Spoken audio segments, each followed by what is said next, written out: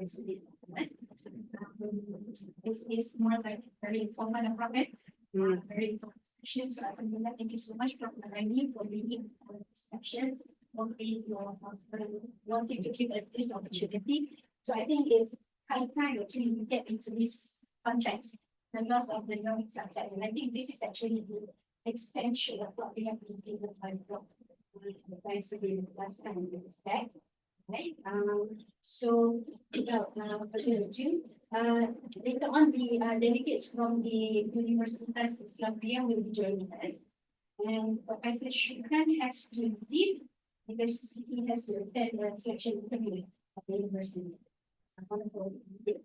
For the departments. Okay, so without further ado, I would like to invite our esteemed Professor Emerita Noraini to start up the session.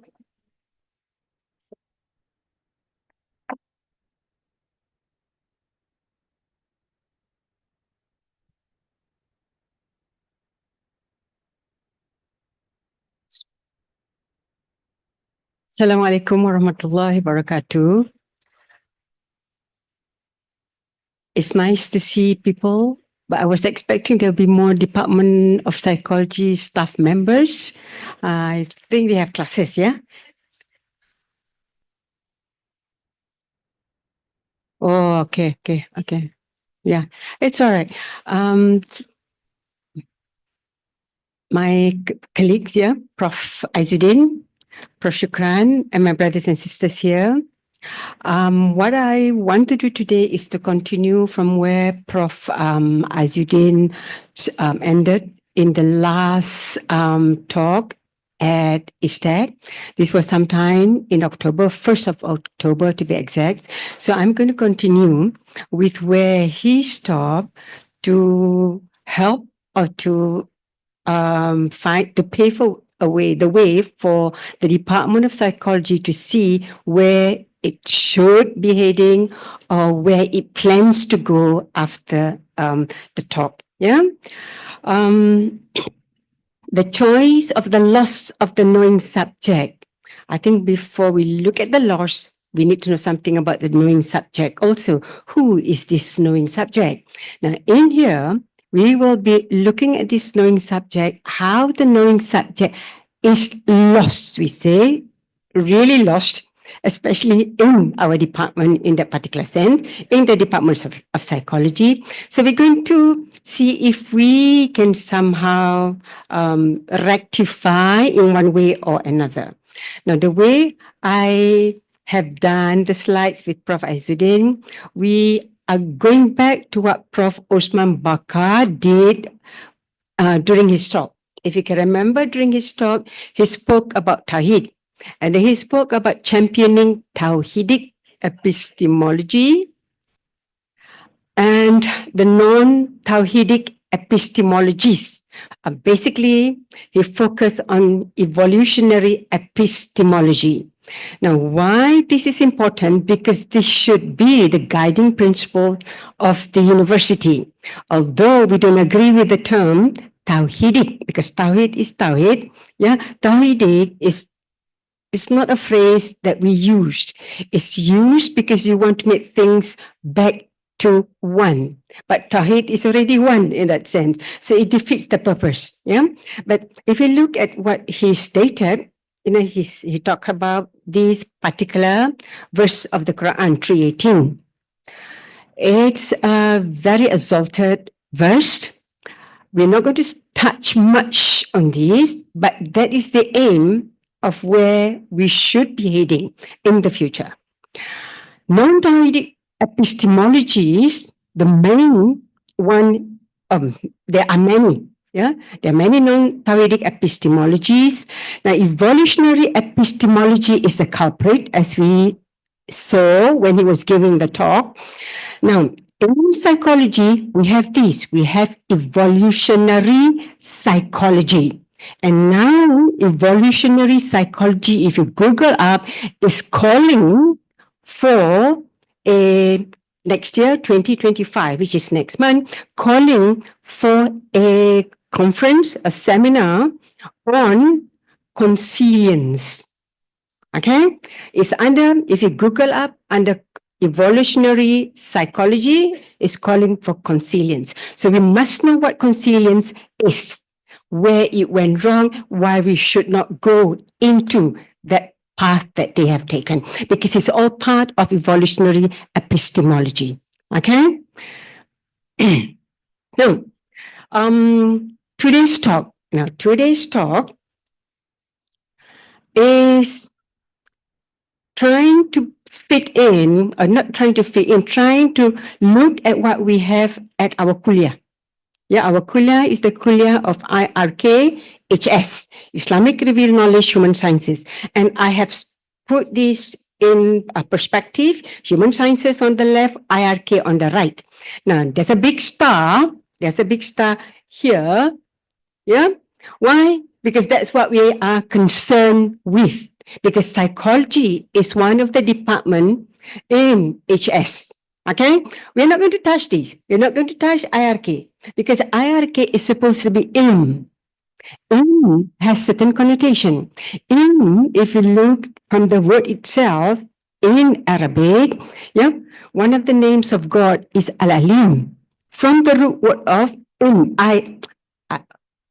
I-L-M. Yeah, it's not I, it's a apostrophe. Yes. Yeah, it's one of the derivatives from that particular root word. So if you look at ilm is Tawheed in that sense, because there is a tie to God.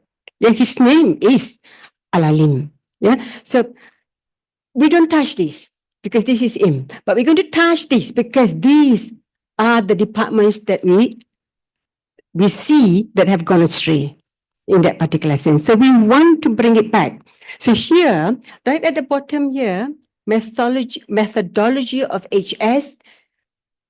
What is the methodology that we are using? Now, in psychology, what is our methodology? Okay, and how this methodology is taken from the physical sciences, the natural sciences, not human sciences. Okay? Now, I'm bringing this back. You might be very familiar with these definitions, because one definition is from BPS, British Psychological Society. The other is from APA. Yeah, these are the two, especially APA. These are the two huge bodies. Yeah, APA sets the rules, regulations. Everybody want to be a member of one of the divisions in APA. Yeah, APA is huge, basically. BPS not as what we say, not as dominant. Neither it is as influential as APA. Okay. Now, if you look there, psychology is a scientific study of the mind and how it dictates and influences our behavior, from communication and memory to thought and emotion. APA, psychology is the study of the mind and behavior. The discipline embraces all aspects of the human experience. Basically, if you look there, the scientific research, and then the other part that I highlight this is the understanding of behavior.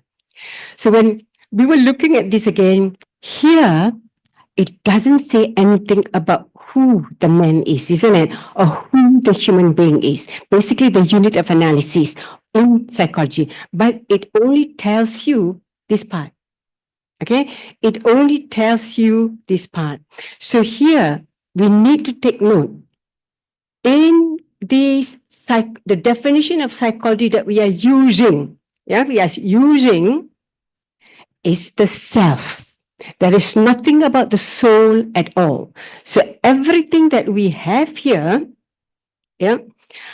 is the study of the self. You can talk about, if they talk about the mind, it's just mental. They don't go beyond that mental aspects. Yeah, so this is why in Prof. Azuddin's class or session before, when he was talking about the science of the soul, there was a question mark there. Yeah, if you could remember, ins and nafs. You cannot translate that because im already has connotation of a tie with God. Nafs, where does nafs come from? Again, these are all Arabic terms. We should not be translated because in translation, a lot of things are lost. And there was a second slide. I will just take this, whereby it was stated, translation is not a simple act of moving a text from one language to another. It was in that second slide. But it is a complex act of moving a text from one tradition and culture to another. Yeah. So when names and nerves is changed to the signs of the soul, the term changes because science is a method that is used, and that method has no soul. That method has no transcendent in there at all. So you need to note this. Yeah, the nerves is connected to God again. وَنَفَخْتُ فِيهِ مِنْ رُوحِي. Yeah, it's not there. So you need to be careful when you teach your students. Yeah? So if you use this kind of definition, now this is where I think we confused a lot at IUM. We confuse our students a lot because we're trying to combine the Western, the secular, but with whatever little we know of the Islamic intellectual tradition. Okay, so we conflate a lot of things. Now I'm bringing this back again. Psychology in science. Yeah, I put there science because this is based on the previous slide. Based on APA, based on BPS, and based on what we are teaching our students, because the texts that we use are Western texts. Yeah, you like it or not. Yeah, we use Western texts. How many of us really go beyond the Western text to question what is in there?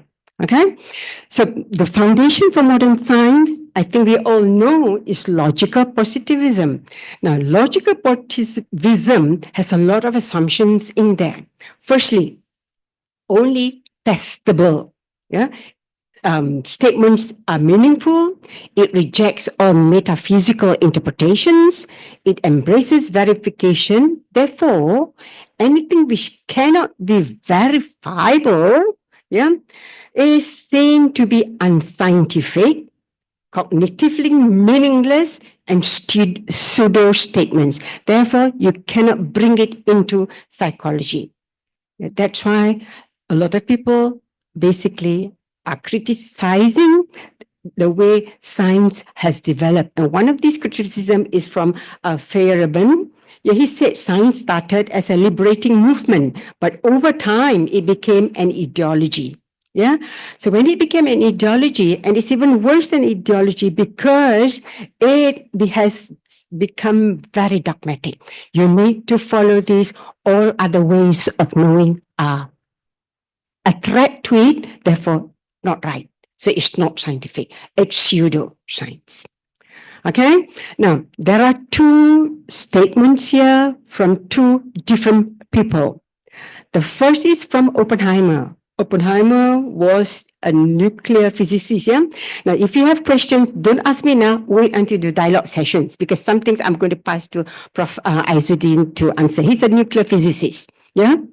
So he knows better than I do when it comes to the physics part. Okay. So this is what Oppenheimer said. Remember the nuclear bomb that bombed Nagasaki and Hiroshima? He was the person behind it. Yeah, it seems to me that the worst of all possible misunderstanding would be that in red, psychology be influenced to model itself after a physics which is not there anymore. Okay, which has been outdated. And he said this in 1956. Okay, so psychology basically is making an uncritical extrapolation of a model from the physical sciences based on physical theory to explain man. Because we look at the definition of what we saw in the previous slide. Okay? This is what psychology has been defined from BPS, from APA. Okay? If you see here, it's taking from what is mentioned by Oppenheimer as something which is already outdated. Okay, that was 1956. Osman Bakar, the current rector, Prof. Osman Bakar, the current rector, 1996 said this: modern psychology is still trapped in a methodological crisis because of its obsession in emulating the physical sciences. Okay? He said this in 1996. So this is already 2024. Finishing 2024, we'll be starting 25 soon. Next month, a few weeks, not even a few weeks, only today's the 19th, about less than 2 weeks. So the problem of psychology is one of methodology, where epistemology is determined by the process of knowledge. And you will see this, yeah, knowledge, epistemology is basically knowledge. Yeah, where do we get our knowledge from? Yeah, how do we know what we know? That's just basically what is meant by epistemology. We are still following that physical science. Have we changed? IIUM. I put that the problem at IIUM is even more profound. You know why? Because the way I look, because I've been here for a long time at IIUM, yeah, longer than all of you. I joined 1990. I was just looking, the department was established, the HS established 1990. I joined 1990, but I went off to do my PhD then. But I joined 1990. So basically from then, we have not changed. I put there the problem is even more profound because we have Islamization, integration, relevantization, which means we have not moved our porch at all from what was said by Oppenheimer, by Osman Bakar. This is 2024. So are we willing to make that shift? To make that shift, we need to know exactly where we went wrong. We said it's methodology. So how do we shift from here? Okay? So, to me, I think here we are confused. I was confused because I was trying, when I was teaching before, it was cut and paste. When I say cut and paste, textbook, Western textbook, one of the American textbook, because of their promotion. Yeah, their promotion. And we always look up to knowledge from the West because we were all trained there. Yeah, most of us were trained. I was trained even since Form 6, I was already out. Yeah, since Form 6, right through PhD. Okay, or overseas. So in that particular sense, we need to be aware. Yeah? So you need to turn. Can we turn? Are we willing to make that shift? Because that shift involves the whole, what we say, discipline to change with respect to its methodology. If you are willing to that, we can move forward. But if you want to still maintain what we said here, not much we can do. Okay, that's why I put there more profound because you Islamize. But how do we Islamize? Nobody taught or tell us. So we sort of, we read or we teach using the Western text and then we bring in verses from the Quran to fit in. That's not the way it's done. And then the other part is you integrate. You integrate what? Integrate from the two, the West and the Islamic, but we don't even have a full knowledge of what is within our Islamic tradition. So that was difficult. And you want to make it relevant. Relevant to whom? In that particular sense. So we need to take note of this. Now, this is a slide that was from Prof. Izzuddin before. I just took this back in, but I want to add a few things here. Who is the human? Soul to self. Now, there was a change from the soul to self. Self comes to mind. Now, from the soul to the self, before the Enlightenment, there was a soul. The Christian fathers were trained in basically the scholasticism. Yes, a bit, which means they went back to the Greek, the Aristotelian philosophy and so on. So they had that soul or soul as an immaterial aspect of the human being. And it is this soul that animates the material aspects or the body that we see. But Sorabji's basically said this: the soul disappeared from Western thought after this because of two reasons. One, he said, was nowadays, in the English-speaking countries, there is doubt as to the soul's immortality because of the Enlightenment, the influence of the Enlightenment. That's why we need to go back a bit to philosophy, to what happened during that period, Renaissance, Enlightenment, and so on. The other aspect is because of Descartes. He revised the concept, the Aristotelian concept of soul, and marked that revision by changing the word mind to means. The mind, he changed soul to mind. So everything is only up to here. That's why he was doubting, himself at that particular time. And as a result, we all think we have our minds, but many people doubt of having a soul. And it's getting even worse because here, when we talk about from mind to brain to neuroscience, so there is this progression from the Emerita, slowly it becomes to more and more physical. So now, mind to brain to neuroscience. So consciousness, you need to know a bit about consciousness. Consciousness now is an epiphenomenon of the brain, a byproduct of brain activities, the firing of the neurons in the brain. That's it. It's matter. It's pure matter, basically from the physical science. Now, Peter Russell, in his book, From Science to God, again, a physicist, he said this, it's a physicist's journey into the mystery of consciousness. He said, when he was invited to a seminar, he said, in 1996, they were talking about the evolution of consciousness. And when he was listening, he said, sometimes when you listen, you start thinking, contemplating also at the same time. And he wanted to say, he said, we've got it all backwards or work to that effect, but he couldn't do so. But he published his book later on. So basically to him, what he said is, consciousness is a fundamental quality of the cosmos. Okay? And that what we call the material world emerges from it. So what is more fundamental is consciousness. It comes first, not matter. It does not come from matter. Then from matter, it goes up. It doesn't work that way.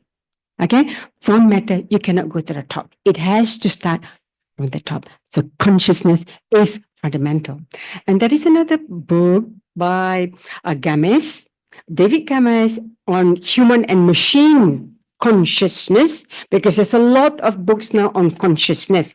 In the last presentation of Prof. Aizudin, he spoke about consciousness, if you could remember. There were theories of consciousness that were presented.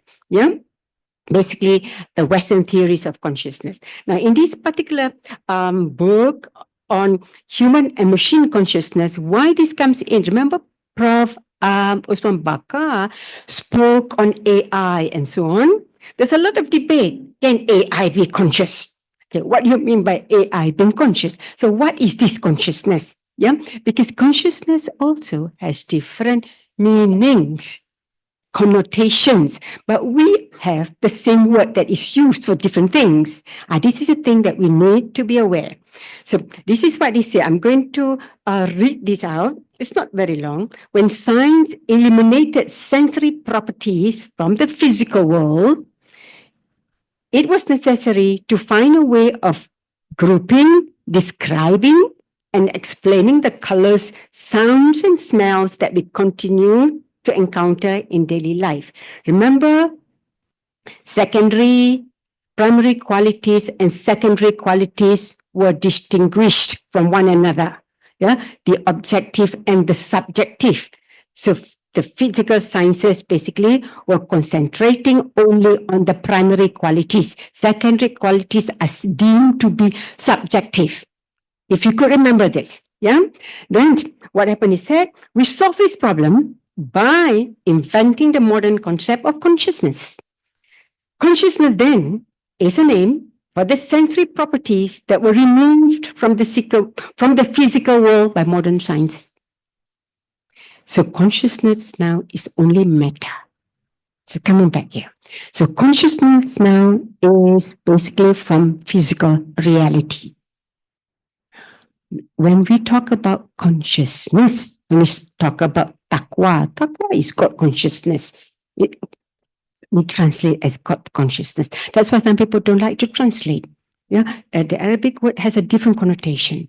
There's always a tie with the one who gives us that consciousness, that breath of life. Yeah. The fourth evolution basically tells us how we human beings has been displaced. You can read this. This is the book by Floridi, The Fourth Revolution, from Copernicus, who displaced men from the center of the universe, to Darwin, from the center of the biological kingdom, yeah, to Freud, from our own mind, and now to online. All basically commodified objects, ICTs. ICTs is making a very big impact upon us. Yeah. So you talk about fake news and so on. You can do a lot of things. So the human being now, or the human now, is nothing but embodied empiricism based on this. Yeah, because we go on the method of science. A lot of people don't mind going this way. They don't mind going this way because they don't have you don't have a higher power. They don't have God. There is no afterlife for most people in the West. But for us, we know we came from somewhere. Yeah. We came from somewhere. We came from somewhere. We are here for a short period of time. We leave to return.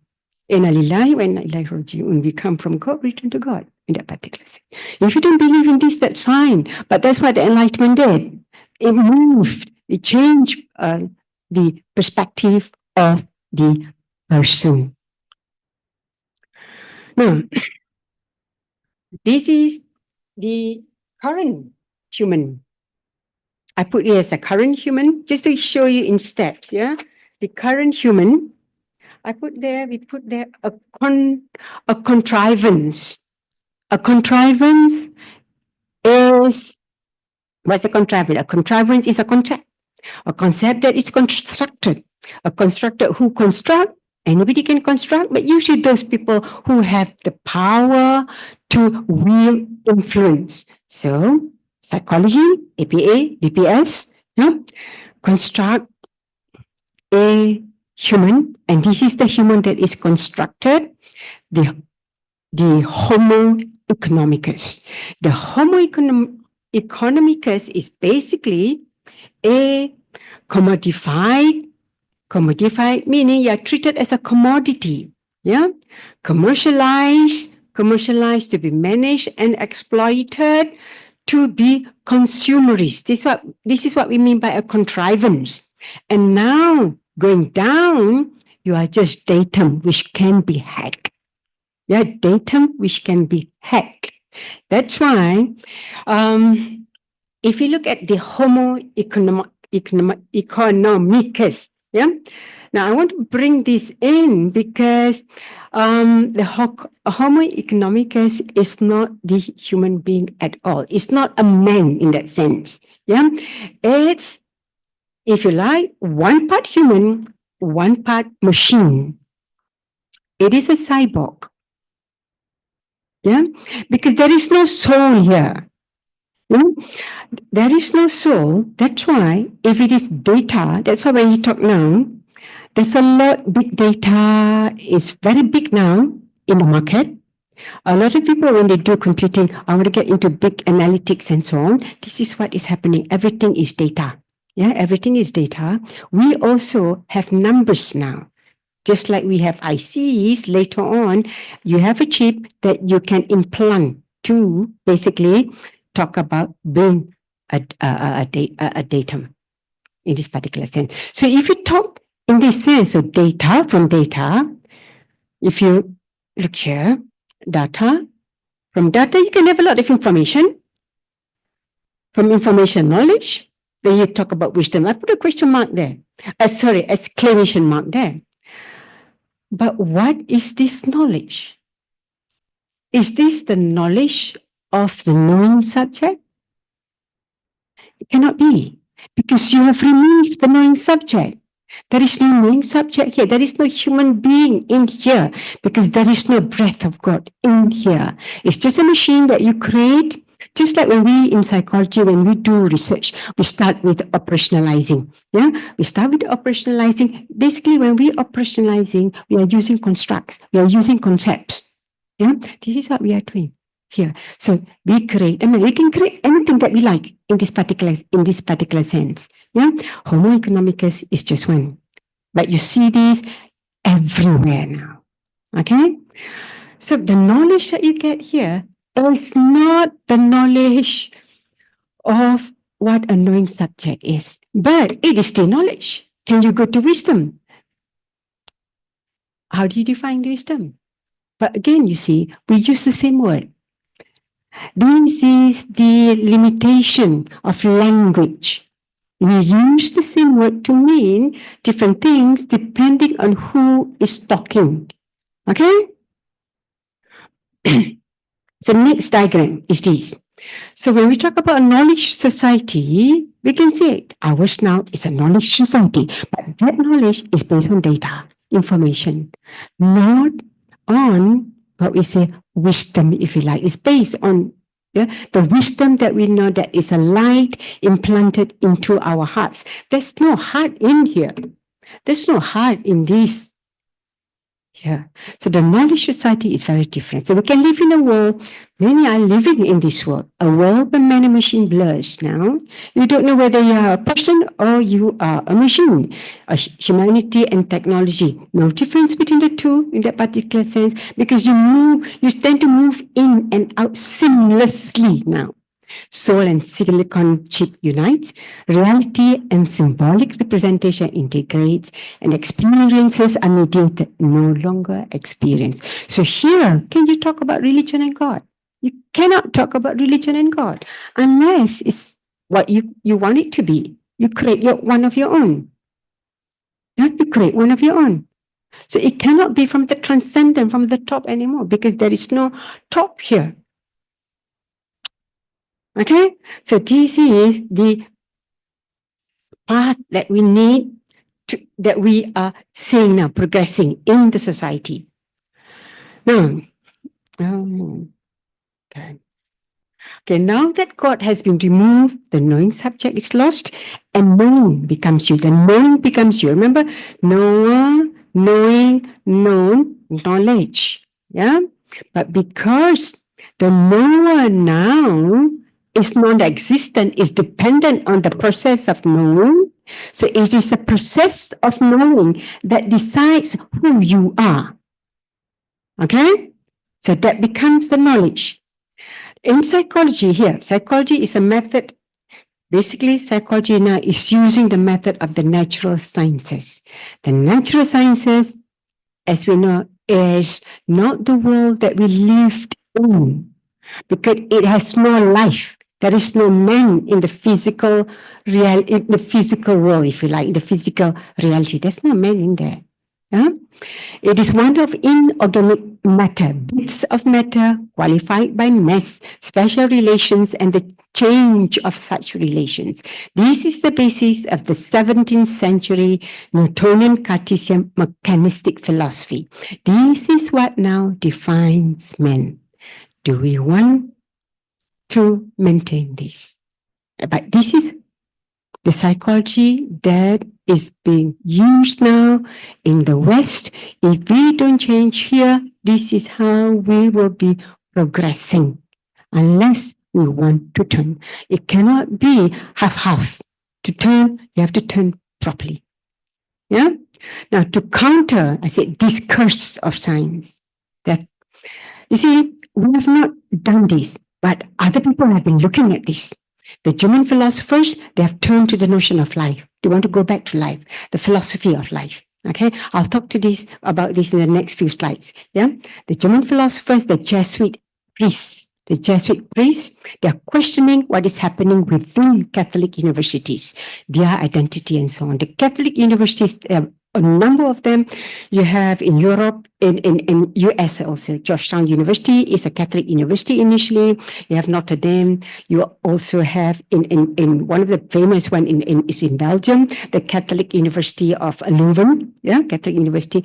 But the question here is, what's happening? Do you have, because things have changed. The Catholic is only in the name of the university. People who are working there, it's not Catholic anymore. They don't practice. I mean, it's not Catholic anymore. They don't practice. They don't believe in the faith. Now, I put there the Muslim we at IIUM. What have we been doing? Do we stop and think? Or we are just following the trend? Take things as they are without even thinking and questioning as these people are doing. It is important because if we don't take stock, IIUM has been around since 1983. 1983, that's a long time. Okay? Do we want to move or do we want to maintain as what we are? Okay? Now, this is the German philosophical tradition. You can look up Wilhelm Dilthey. Wilhelm Dilthey, now here you have this is the German word for human sciences. I cannot pronounce German, so I just leave it. Basically, it's a science, it's life, basically. Geist is a spirit, some people say demon, but it's basically spirit, the good spirit, basically. Life. Or here, translate science of the mind as spiritual knowledge. The other side, here is natural, the nature, Wissenschaften as opposed to Wissenschaften. So you have two. This part is related to man. This part has no man. Natural sciences has no man.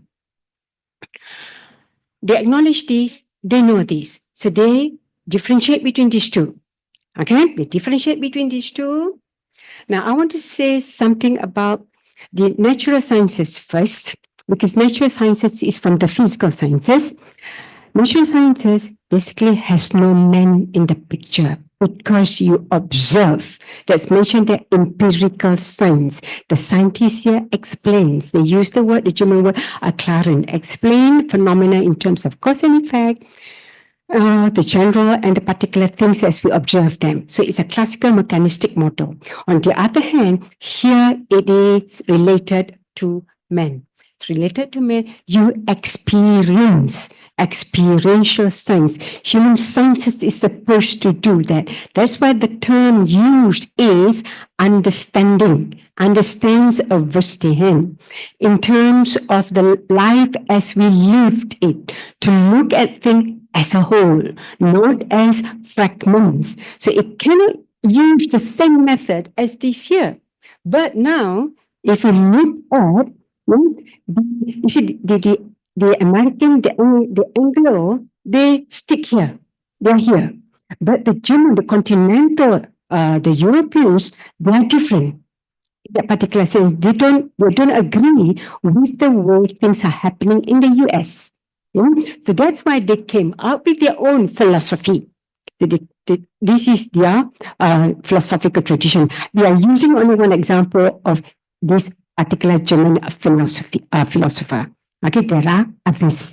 Now, I want to say something about understanding, because understanding of Verstehen, what does it mean when we say we understand a phenomena? If we go back to the English word of understanding, the English word of understanding means to stand in the midst of something. To stand in the midst of, is to understand by direct experience and engagement. You have to be in there. You have to experience. You have to live in there.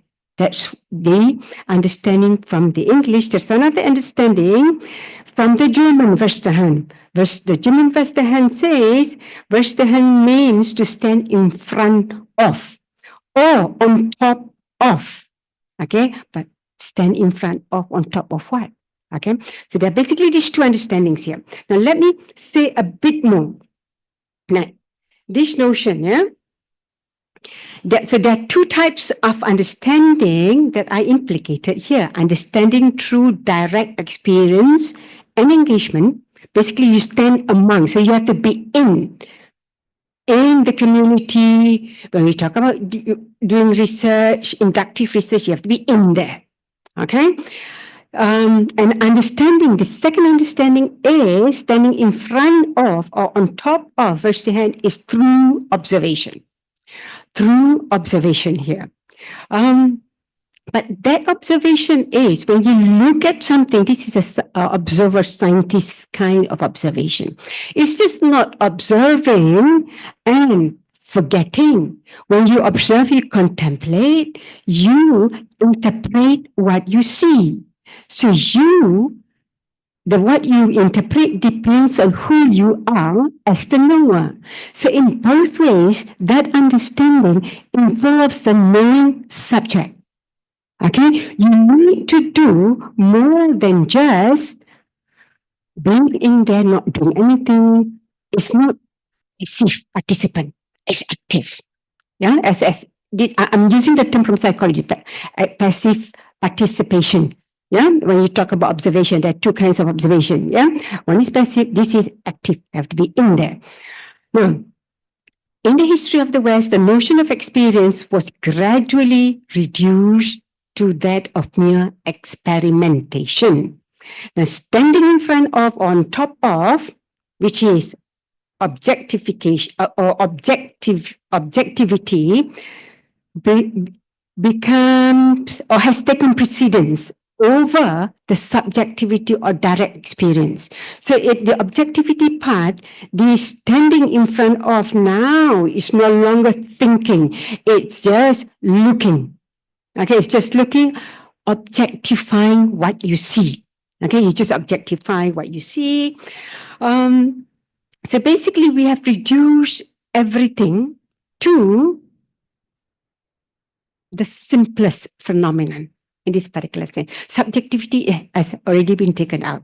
So if you go back to what is mentioned here, human sciences, Vestihan, is supposed to be the kind of science that understand life as we live it. We need to live it, we need to taste the life, we need to experience. Yeah. But natural science is supposed to explain things as we observe them. Are they separate? In a way, they are separate, but they should be seen as one. You may want to separate, you can, but they should be seen as one. Now, I want to add a bit more because this is important the way I see it. Why is it they have this debate on Verstehen Eclairen? They have this debate basically because of the success of the scientific method.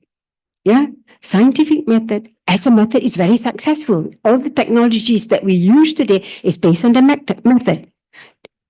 Yeah. Secondly is this success depends on the use in every science of some variants of a single method. It's only that method. So they want to maintain that method. And the primary task of the philosophy of science is to formalize that method and to defend it. So any other kind of knowing is seen to threaten that method of science. Okay? This a particular method, the natural science method. Now, it is because of this that we need to take stock. We have multiple ways of knowing. But why science remain? Because if they have the other methods, then science will not remain as it is. Okay? But they want to maintain science. So they need to change everything, even man himself, to suit the path that science goes in that particular sense. Yeah? But us human being, we are both. We cannot ignore this. We need both of these. We need both of these also. Yeah. But I want to bring in something else. I want to quote also a few things here because I was reading a few things last night. So I said, I'll bring this in just to add a supplement the talk here based on these 2 points. Now, explanations in natural science continue to be impressive in their explanatory work, but only so long as one ignores what is behind the curtain. You only take things at face value here, the natural science. You take only the face value. Namely, what is behind the curtain is the whole story of how the logical content, what is related. This is push the dark background, but that dark background, the psychic life, is where theories develop. Where do theories come from? From there. It comes from there. But they don't want anything to do with that part. They only want this part here. So that's why, this is you need both of these in that particular sense. Only science doesn't want that. Okay. Now, D.C. in 1883, in his introduction to the human sciences, says this: no real blood flows in the veins of the knowing subject constructed by Locke, Hume, and Kant, but instead only the diluted extract of reason as a mere cognitive activity. In other words, the implication here is that a knowing subject looking for an external world can never find life in the undiluted form, in its undiluted form in which the human sciences want to understand it. You can never find life here because there's no life here. You need to go there. That's why he said you need both. So that's why he talks about hermeneutics. He talks about hermeneutics, the human historical life configuration. You need both of these. Okay, this is pragmatic. The way physical sciences developed this is only pragmatic, but that needs to. That is more ontological, if you like. That is more ontological. Now, this is questions. You can have questions later. Let me just finish the slides. If not, it will take things slow down in that particular sense. This is a book written by Hohi. Hohi is a Jesuit priest teaching at the university. He revisits the question of the religious identity here, the Catholic University, because his concern is what is missing in educational theory. This notion of Catholicity, as he calls it, but where we need to know about how things are related to one another. So basically, he's asking how can institutions remain true to their roots, recognizing that many of their admin, faculty, students have little connection with the tradition. Why this is important? Because IIUM is supposed to be Islamic university. Are we at the Islamic university? Are we considering this, our own identity as an Islamic university? Or are we just putting a naming that as a label, but what we are teaching is anti-Islamic? Do you want this? So what kind of students are you producing? Frankly, we'll be a more confused student as opposed to one who goes to UM. Because at UM, everything everybody knows is all secular. Okay? But here, you're trying to put both because of the remnants of your tradition, your Islamic tradition, but you don't know how to tie in with the training that you had at universities, at secular universities. So this is the thing that he is concerned with. Where is knowing going? Are we going up, back to the transcendent, or are we going down? Because the way things are going in science and the way knowledge is getting is basically going down. No, going up. We forget God. So because we forget God, God will make us forget our own selves. It concerns also with the purpose of religious institutions and with an increasing specialization and fragmentation of discipline that loses sight of a common good. When we start under IRK, HS, IRK, a number of departments, HS, a number of departments. But if you think about it at the root, we are concerned with the human being. Yeah. Psychology basically is core because you in psychology are talking about the human being, but we don't talk much about the human being. We're talking about what he can do. We don't talk about what he or who he is, but we talk about what he does. This is so that two different issues altogether. And he distinguishes between the Catholic intellectual tradition and the Catholic dogmatic tradition. This is basically what it says here. If you talk about the Catholic universities, he said, have these two traditions. But these two traditions should complement one another. One is one should be committed to and responsible for the Catholic intellectual tradition. For us, it will be the Islamic intellectual tradition, which can eliminate, enrich, and extend that dogmatic tradition of theology, basically. So the Catholics also have this dogmatic tradition. That is the church. Yes, so the church must affirm what is authentic or inauthentic understanding of their faith. So it has to be looked at together, not take one throughout the other. It's just like Islam, Iman, Ihsan. You only focus on the Islam. You don't talk much about the Iman. What more? The Ihsan. Yeah. So this is what he's concerned with. So I bring this because my worry is IIUM. Because we talk about not only Islamic international, we want to go international, but the Islamic part, our Islamic part is not right in that particular sense. Yeah. So who then is the human? Who then is the human? Who then is the human? Man, the human or man is an enigma. Enigma, what is an enigma? Enigma is something that you can't really put your hand on because there's no word to describe. Yeah, because God created man as a special being. He is special in that particular sense. There is no word to describe. Yeah, that's why he's enigma, the mystery, the paradox. There's no word to describe, but paradox. This is sometimes when people talk about paradox. Paradox is a dilemma. How can a dilemma be coherent in that particular sense? But we are let's look at this in a different light. Yeah, God created us special. We are above all creation. We came in the line of all the creations. We were the last of God's creation. We are supposed to be at the apex of creation in this particular sense. But if we forget, we will be worse than the what is down there. Okay? And many times we have forgotten. Then that's why we see things that are happening in the world that we see now. Now, if you look at the Quran, this is Surah Al-Mu'minun, ayat 12 to 14. I didn't put it down, but I have it here. And certainly did we create man from an extract of clay, that is 12. Then we place him as a sperm drop in a firm lodging, 13.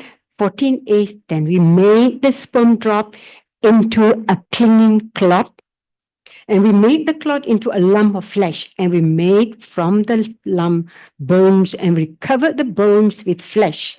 Then we developed him into another creation. The Arabic word is the Halkan Akhara. So blessed is God, the best of creators.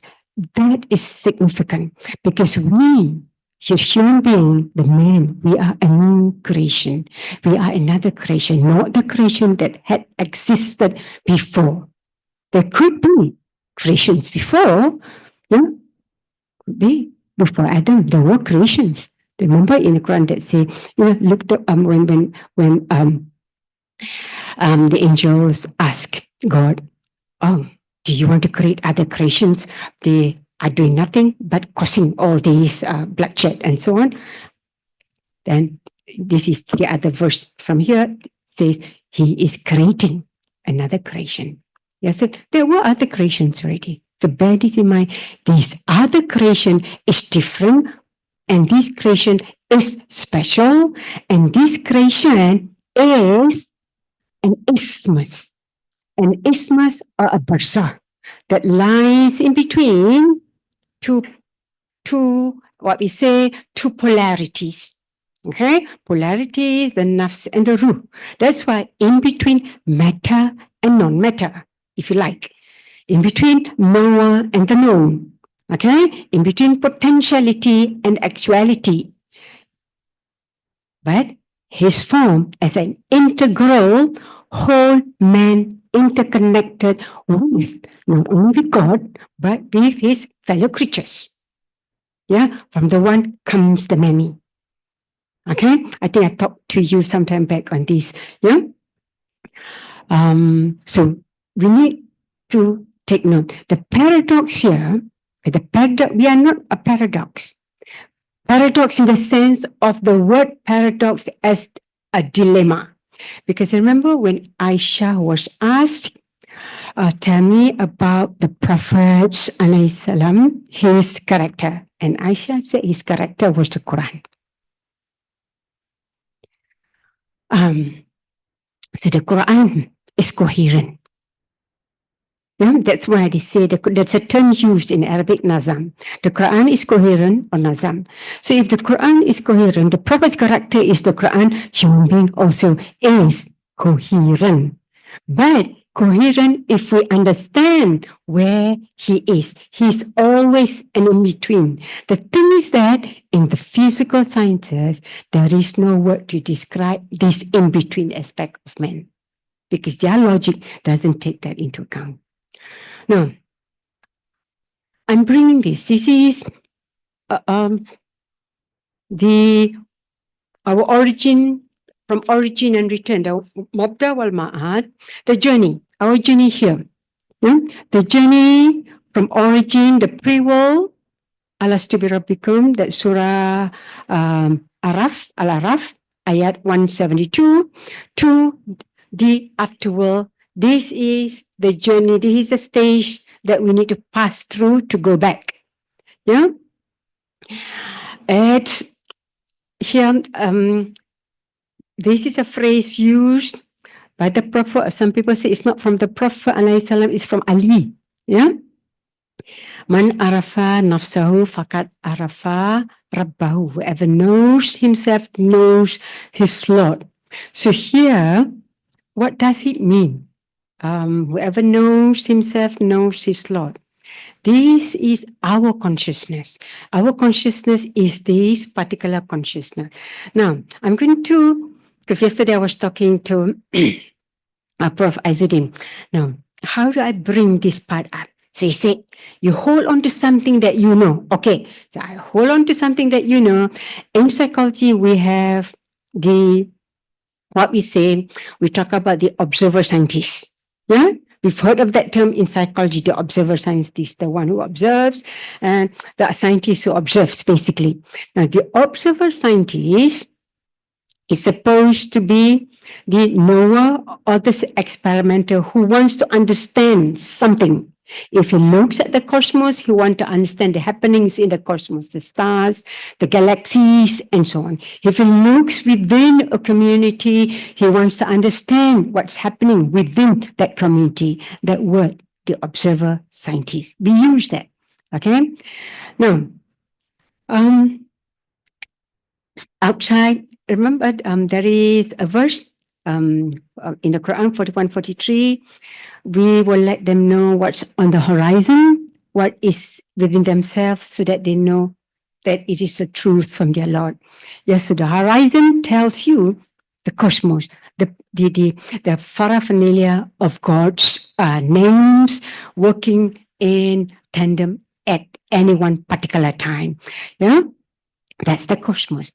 Now, in ourselves, we also have all those names, but it's not in its diversity. Everything should be as one, because we as human being is supposed to be an integral human being. Okay? Now, so when you look at that, now, usually as an observer scientist, we tend to use equipment. Psychology use equipment.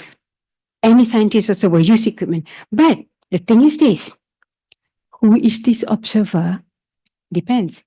And the thing is, if you know yourself, you should know that you are the best knower. If you know yourself, this is where we have to get to know ourselves. Because if we know ourselves, we don't need the equipments, because the equipments are only pointer readings. The equipments give you data. That's what I'm saying. Who interprets the data? Us. How do we interpret the data depends on the level of our knowing. That's why we say depends on our level of makam or the knowing subject. Yeah, the subject who knows. So the subject who knows who he is, yeah, will then know how to interpret what he sees properly. Are you with me? Okay, Prof. Azin can say more on this later on. Yeah, and that, see, the psychological and the physical realm are supposed to be one. You cannot separate that two. This is the physical, that's the psychological, whatever. Yeah, it's all one. But we have fragmentized, we have separated. That's why you have your Tawhidic epistemologies and so on. You want to bring back what you have separated. What you have made many, you want to bring back now. It's not the same thing. And Gestalt psychology says this also. And this was way back. Yeah. Long time in that sense. So when we say who is the observer, the knower, it depends on this, yeah? Because the one who knows, the arif is the one who knows the levels of the knower also. You can start with the lowest, you can start with the lowest, you can go right to the Gnostic if you like, yeah? So the consciousness here, arafa nafsahu, is, this is the consciousness here is the naf who is knowing, who is arif, if you like. The naf who is arif, not the nafs of, because not that of neuroscience. The consciousness here is not the consciousness of neuroscience, which is the byproduct of the brain activities. So take note. Yeah. So this is, we go back to the Quranic Adam man. We saw this in the previous session with Prof. when he talked about this. Yeah, remember that slide? Yeah, the Quranic Adam man. This is the ayat. One of the ayat there is, I created you, God created man and jinn. I did not create man and jinn without a purpose. Okay, we have a purpose.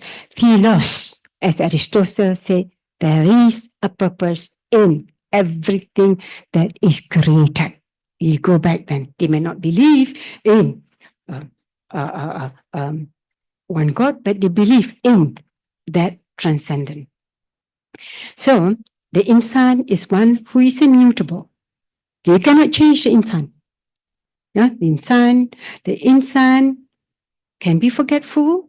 Yeah, but at the same time, this is part of our what we say, the failings of the insan. He can be forgetful, nasiya, from the term nasiya, but he's also he's near to God, intimate with God. Has a soul, but this soul is not of this world. That's why you cannot define man. That's why man is always an enigma or a mystery, if you like. So when you talk about tawhid, taqwa, God consciousness, we are talking with respect to that breath of God when he created us. Yeah, not that consciousness that results from matter. Okay? No, so the knowing subject, I think you've seen this this is from the paper that we wrote together. Yeah, so you have on that side, the mentality, mind, body. Yeah, here, So basically here, the nafs is there. The ruh is here. Okay, nafs is there, ruh is here, and you have the cognition on this side, intellection on this side. So the words, and basically you see, this is your journey. This is your journey. You need to move from here, not only moving from here to here, but to go up the midrash of the Prophet. We need to follow him if we want to return. So the journey within is experience and experiencing, not an observer observing. It's from the gross to the subtle, the body to the spirit. We need to take note of this. That's from we need to go to the Latif, basically. Okay, This is a continuation of that. If you look at the article, this is the table. It's a long table. I just bring in just just the top part. Okay, I said if you want, there's a lot more down there. Pasha, the physical body, the spirit, it's all one. You cannot take away, but one in between. So we move back and forth that way. We move back and forth. We go up, we come down. Yeah, but we should be going up, not coming down in that particular sense. Yeah, so you move back and forth. So we have the outward here, the in between, but you need to take note of these. We are always in between. This is the outward and the inward, the outward and the inward on that side. The and nafs there, the nafs ruh on this side. Okay, we are still at nafs, the breath of God, in that sense. So you can go back to the article to have a look. It's a big diagram here. It's a big diagram, not sure how to explain, but I will try my best. You have question mark on both sides. I think it's easier. Some of these we have already seen. Some aspects of these we have seen just now. We were talking about the philosophy of life, yeah, of the German philosophers. Here you have the natural science, you have the the human sciences here, the natural sciences here, the philosophy of life here, yeah. One is experiential, the other is empirical.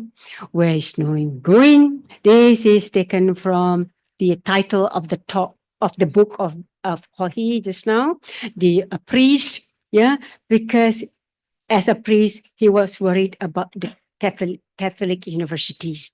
Yeah. So here, knower, knowing, known, knowledge. Knower, knowing, known should be one. There's no separation. But over time, we have made that into a separation because we fragmentize everything. And we said now, it's no longer the knower, it's the knowing, which decides on the knowledge that you have. Okay? It's no longer on the knower because it's a process now. Now, I put a big line, red line there. Why is that big line there? No, big line there because if you cut, this is where we are now. We are below, we are there, under there. We are under the big line. We don't question what is up here anymore. We take this for granted. We are playing with this part here.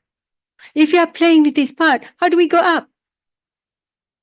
How do we go back to being a proper human being, a soul who knows God?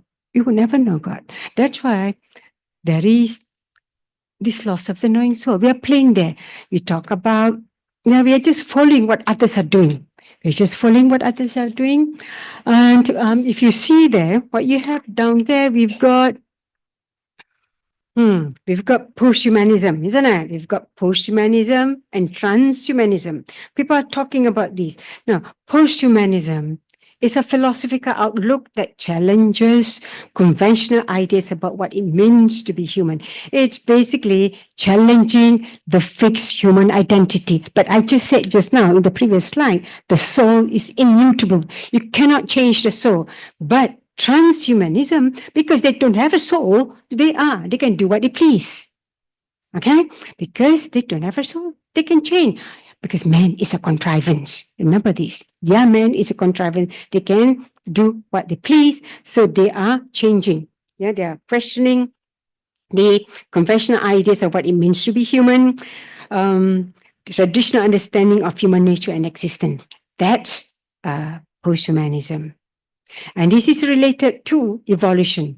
So suggesting that our evolution might not be limited to biological boundaries, but could extend into technology, cultural changes, scientific advances, and so on. Now, transhumanism, on the other hand, transhumanism is focused on using technology to enhance human capabilities. Yeah, Superman kind of thing. Yeah, implant here, implant there. You become a better person with supernatural powers. We see a lot of these comic icons doing that. So people think they can be like that too. So this is something that we need to take note. And you have here Takamul. You have there. There are a lot more. and consilience. As I said, there is this conference now going on consilience for next year. Now, consilience is basically talking about unity of knowledge. Yeah, unity of knowledge, because they understand knowledge has been basically fragmentized. They want to bring it back in. Yeah, I think Prof. Azudin can talk more on this later on, because I'm looking at the time also, it's up 10 to 12. Now, Takamo is integration. Integration is when you want to bring things that are already fragmented. We have fragmented ourselves. So if we start talking in this particular kind of language, Takamo consilience, we will never get back to the integral human being that we are. Because we should start with a whole person, not a fragmented person. Because if we start with us being fragmented, we have problems. Now, this diagram here, right at the top, the question mark here. But this one, Professor was thinking about it. He came up with this, so we just add in a few more. I add in a few more things down there. Yeah. Now here is not ours. This is from a paper, 100 Years of Quantum by Tekma and Wheeler. They are both Nobel Prize winners, I think. Prof. I did one Wheeler, yeah. Wheeler is a Nobel Prize winner. So they have come up with this. There's a lot of wrong. Well, it's not wrong to them in that particular sense. Look where we are. This is psychology. Psychology. So these are all physical sciences. These are all physical sciences, yeah? Can you see these? These are all the physical sciences. This is because psychology wants to be a physical science because it's using the method of physical science. So he put it down there. Sociology. This is your Medina and your Madani here that Prof. Osman wants to change. Yeah, because he knows we are here. Okay? Because there's no hayat in here. Here, no hayat, no life, no vitality. Okay? But that's where we are. Can you see what's happening? We have put ourselves in this. And the two physicists basically talks about you cannot have that. You cannot have that. That's why they stop at that particular point. Now, what is this question mark? Because you cannot integrate this. He said you cannot integrate these two. Yeah? Unless you have this. They don't want to say anything much about what is up there. Okay? It could be man, it could be God, whatever. Yeah, but they don't want to say anything because they want to maintain physical science as a natural science. Fragmented. But you see, quantum talks about small objects. That talks about macro objects. But how come we understand? This is why Bruno Guidiloni, when he was asked, because I was listening to Hakam Murad, he was asked, when you astrophysicist, French astrophysicist became a Muslim, so when he was asked, what is it when you look out there? What is the most amazing thing that you see? You know, it took him some time and then he answered this. He said, the fact that we are able to understand. We are able to understand this is the macro object. In the cosmos, it's macro, big things. That one, quantum is atom, cannot see. Yeah, how come we are able to understand both? Because we are the bridge. We are the in-between. Okay? That's why we need to understand who we are. I think Prof will elaborate on this. So narrative at IIUM. This is the last time. So what is our narrative? If you want to take the Islamic tradition, this, the left-hand side, yeah, talks about Tawhid, Taqwa, consciousness. Yeah. Here, you can talk about the current Western psychology, which has no transcendent at all. Yeah. So one starts from up there. The source is God. Yeah. Allah as a believer, but Allah also there. Even wujud has many levels. I don't want to talk about that. Okay. There's many levels there, but just take it. It comes from the top. Here, it comes from bottom, bits of matter. How can bits of matter tell you anything about God? Because God is beyond description. Okay? Narrative for man's existence is given, but here you need to create. That's why you have lots of theories. But theories are only representations. Remember, theories are only representation. So Tawhid can never be a theory. Take note, Tawhid cannot be a theory. I'm correcting Prof. Osman Bakar here. It's not a theory of everything. It's not here, so I can see it. Okay? So we have Tawhid, but we have taken Western epistemology. Epistemology now has become our new colonizer.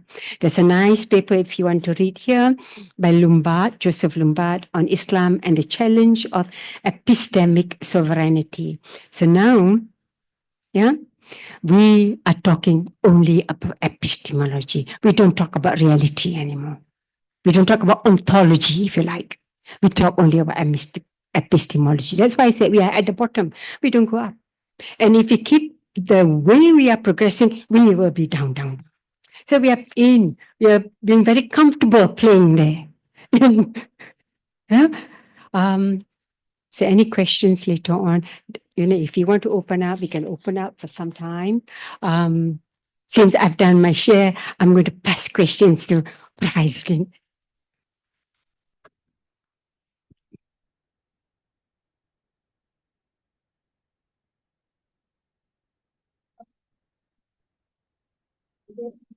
How we can still get into this mazes of things that we need to understand. Okay, so thank you so much for the talk, Prof. And then I'm opening up the floor to any questions that we have, or the questions to both Prof. Noraini and Prof. SB. Inshallah, both can definitely address your issues. Address the issues. And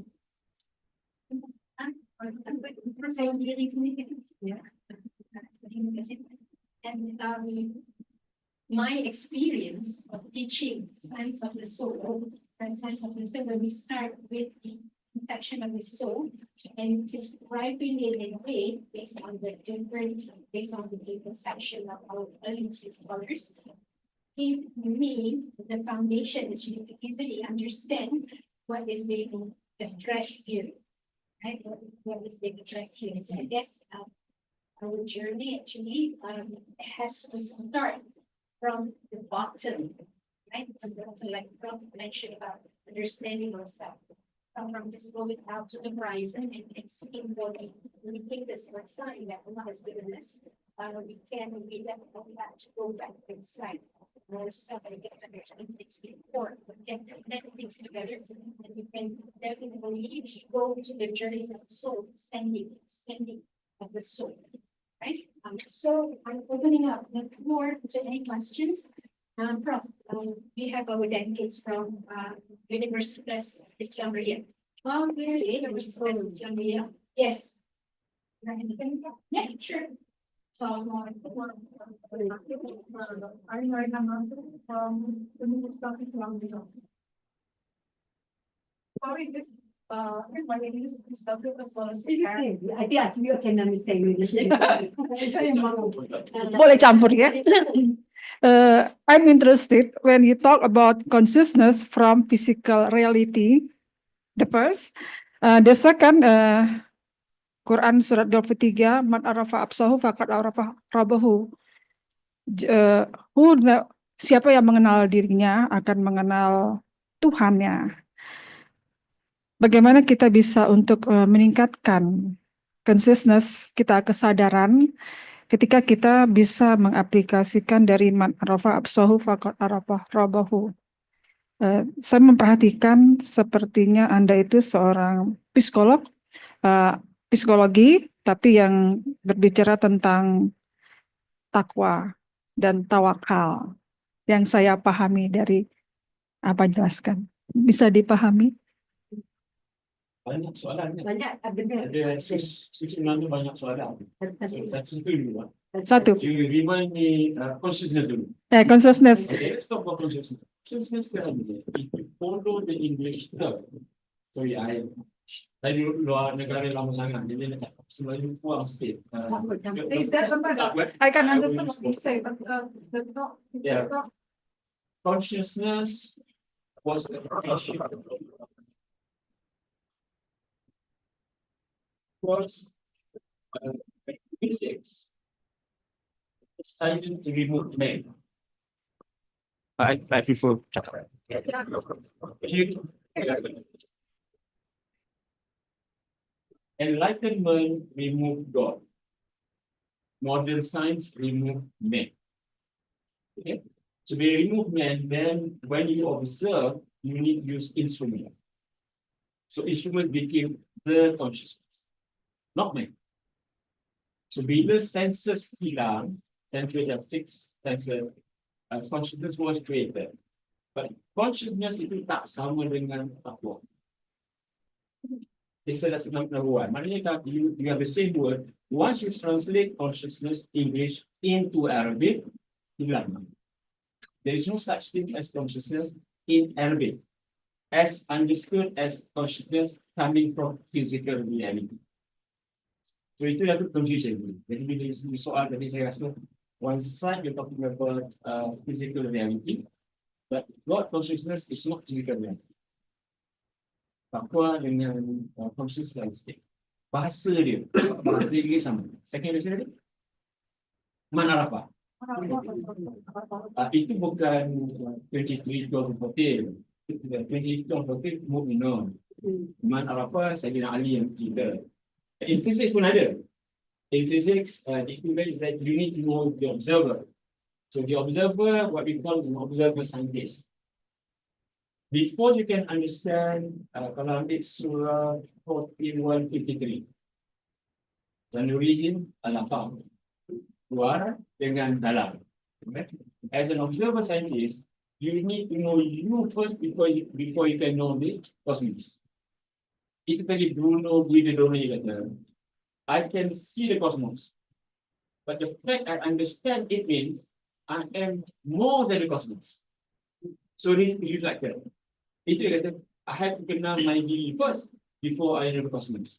Because in the cosmos are the names of Allah. Once you, sorry, I have to break down. Once you know the name of Allah, you know you. Once you know you, then you know Him as well. So it masuk lah. That's why I nak go back to this. I prefer this gambar. This gambar is makna ni sikit. So yeah. This is very good gambar. Sorry, balik. Begini. Kita want to bring this back semula, the question. See, I use this, Wheeler dengan Techman. He wrote 2 articles. Nanti you can cari lah, very easy to find. Slide tu tadi. It's this slide there. If you look at this, we physicists, I'm a physicist. We physicists realize Slide that tadi mana? why should men follow physics? Okay. Allah letak kita so far up. Bukannya Why last did kali. He make it down? Who has the right Yang tadi to bring down benda yang dia buat last creation? Good. Okay. You see, if I were to do this, I want to put psychology next to the question mark. Right? The reason why Techman did this diagram, he says, for me to get that, sorry, one pointer. I announced that one. minta guna ni sebab kita nak masukkan dalam. I tak boleh tak. Just tolong. Just tolong. You juga? Yalah, tak apalah. Lain lagi apa pegang. Bismillah. Which is the pointer? The pointer? Okay, thank you. Okay. You see, these two are the two most fundamental theories, okay, in physics. This talks about the small, this talks about the large. Okay? What Techman and Wheeler has done is to show that we were moving upwards to arrive at this question mark. The reason why he put a question mark was because he says this thing is so fundamental that there should not be any question of what it is. It just is. Kita tahu what is. Yang kita tahu kan? So dia kata, if I were to use any languages from here to describe this, then I am creating my own God. Yeah, that's why the question mark here. That's why I followed here as well. Okay. So what we did was, what he did, if you look at the arrows, normally the arrows should be pointing upwards because we went from the bottom, naik ke atas, classical sciences, then this classical, then it goes into quantum, then it goes further up. Okay. Then he says, but then this is fundamental, this is more fundamental. That means from the most fundamental, we come down. So im is from here, not from here. If im is from here, then this cannot be true. So sebenarnya ini, so what I did was, now I can play gambar sikit. See, when this diagram was created, okay, when this diagram was created, I said to myself, I need to pendekkan ini, and the question mark after that is psychology. So what is sekarang, what we have done is that we have created something in between to remove psychology. Okay.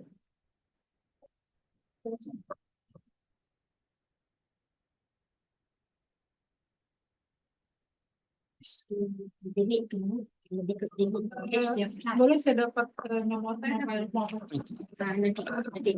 Gini, tadi ketika Anda menjelaskan kita kena rawat. Ketika dia melepaskan darah mata, jadi aku tinggal rohku. Dia part of. Yes, betul. And I know what is. Aku tinggal rohku. Yes. I know. Saya juga belajar saya senang mendengarkan yang belajar lebih jauh lagi. Kadang-kadang saya khusus. Tapi karena saya ada perbatasan waktu, saya ada. Itu juga dijawab. Tapi saya senang mendapatkan orang yang dengan ilmu yang sama, pemahaman yang sama. Ya, tapi tidak semua orang yang bisa bicara tentang tidak semua orang bisa. You can get our contact from Julia. I was from the psychology for a week. Saya pamit.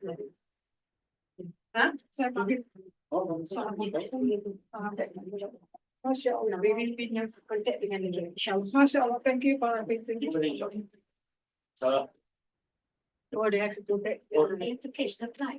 Okay. They have to move the straight to the.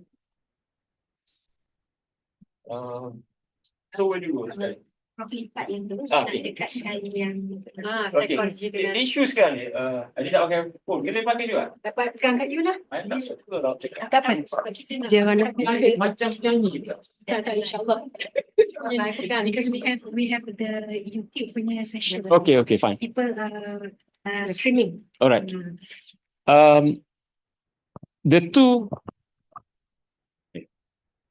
this, if you look at these two, you need to go back to Farabi. Farabi kata ini Madinah, ini Madani. Okay. So in one of the slides, boleh go stand tak balik? Macam mana go stand kan ni? I want to go the part yang science, psychology, science. Alright, begini. Right, begini. Then I can go back.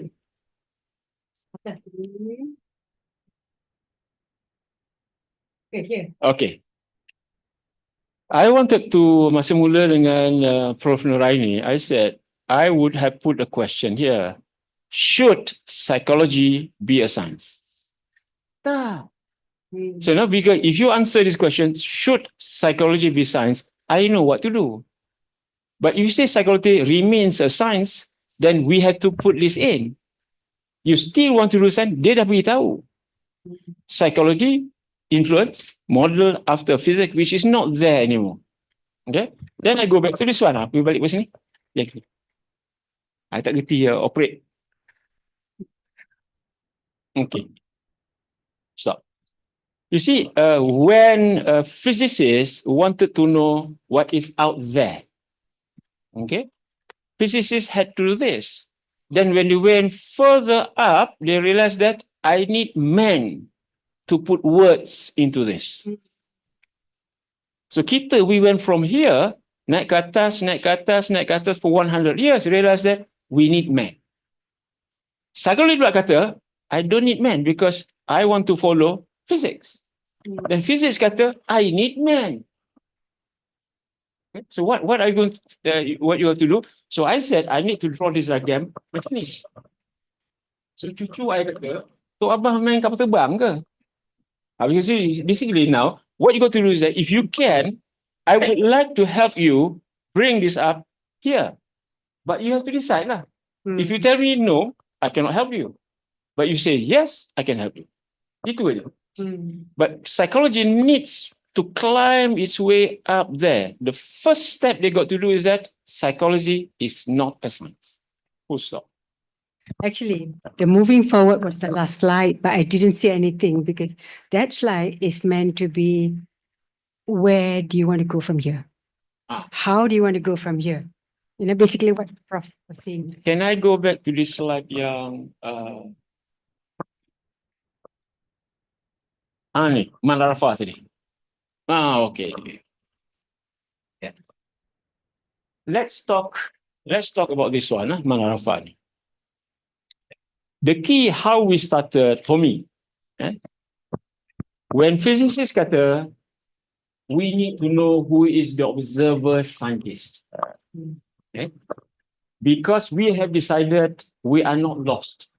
And the loss of the knowing subject. Physics kata, you need to know who is the observer scientist. The closest parable I see is Man Arafah. Widodo Bruno said the same thing. He kata, I see outside, but I need to see inside. Then he saw 4153. He's not Muslim then. So it's only a person, another of his colleagues says, but there is an ayat in the Quran, 4153. At the same time, they kata, then there, I need to know who I'm there. Here, I need to know who I am. What's the third part of 4153? Then you know haq, which is also the name of Allah. Yeah. So basically, sekarang this thing, you all have to also consider the issue of arif. Okay. Now I go, we had a slide, but I decided not to use that slide. In our next talk nanti, I will move up this Arafah. Okay, to move up from Arafah. Sebenarnya, the last time I mentioned, knower, observer, perceiver, gazer, lover, witness. So we are now only moving from knower to observer. I cannot pass observer until this thing decide. You have to settle this. Until and unless you settle this, I cannot move up past observer. Okay? And that observer is this one. Because otherwise, the observer is an arif. He's a wise man. Okay? So that means the nafs has to be arif first. So this is the observer scientist. Okay? Cukup lagu. Any questions lain? Question and physics. Wajib ada tanya. Yes, the microphone. Yes, Bismillahirrahmanirrahim. Assalamualaikum. My question is related to man as an enigma. I think this can be answered in both physics and psychology also. Since psychology tried to emulate the physical science, we have come to an understanding in the modern science, I mean, that, for example, we have no free will, for example. Because when you mentioned actuality, potentiality, I was thinking something about men also actually stuck between free will and determinism, right? Because in the physical science, they believe in absolute determinism. Like, for example, they look. I have to correct that. Okay. I mean, what was introduced to us, for example. And this begins as a foundation in psychology. For example, recently, there was a publication saying that men have no free will. Basically, our free will is just an illusion of free will. What we have is just absolute determinism in the way that everything, like for example, they try to justify this using physiological psychology, saying the chemical in the brain is the one that is deciding things for you and whatnot. And then I feel that this is taking away what Allah has given to us, which is free will. So yeah, I mean, what can we say about that? Okay. That's what. Sebenarnya, I go back to physics. Remember, Oppenheimer kata, you psychologist is stuck in a science which is not there anymore.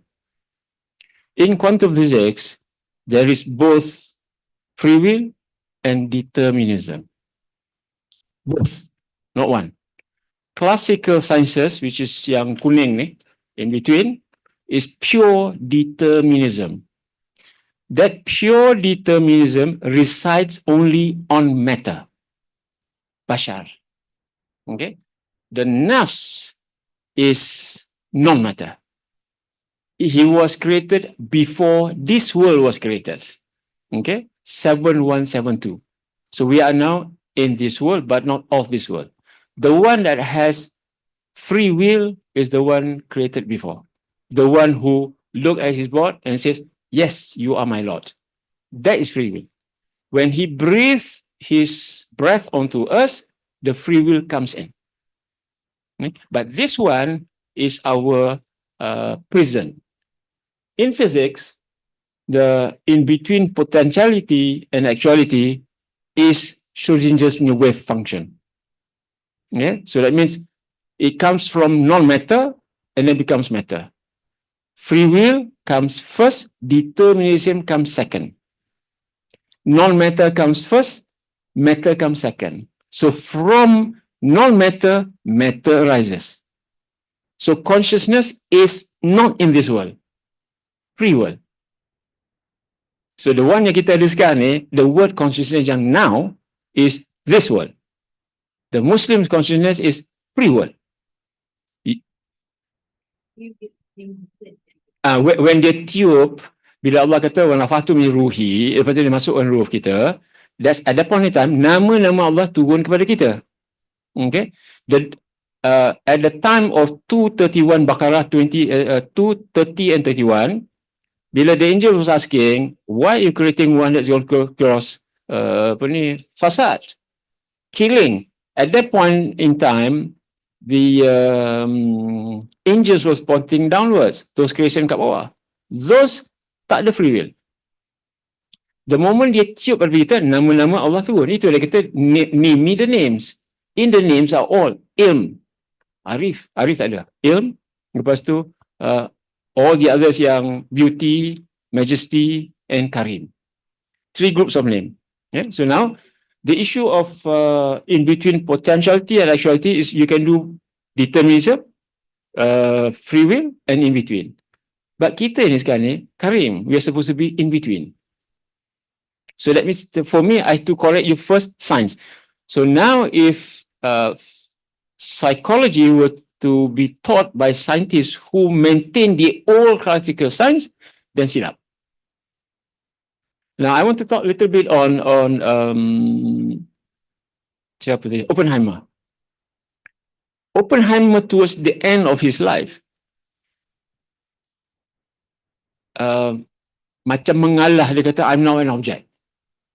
I could not go against the politician to say, buat bom. Toward the end of his life, he realized that I should have been a subject rather than an object. Itu yang keluar dia tu. So we decided to quote both. Satu Oppenheimer, nak tunjukkan wrong science. Satu Osman Bakar, who say that you are stuck in the methodology. Okay, so this is the issue. Is the methodology that describes who man is. Allah kata, aku yang buat engkau. So that's why my anxiety, I won't say anger, my anxiety to the psychologist is this. So Allah tentukan jumpa dia. So she's not the one getting the punch from me all the time. You know, But I'm fine. But in psychology, I remember that the big disciplines macam behaviorism, psychodynamic theories, developmental, they all have their punya own free will. There's a big diagram. If you look at one of the texts, they give you, how much this one is deterministic, how much is this theory, free will, humanism, and so on. But they are all theories, like we say. They're all theories, depending on who proposed the theories. So, yeah.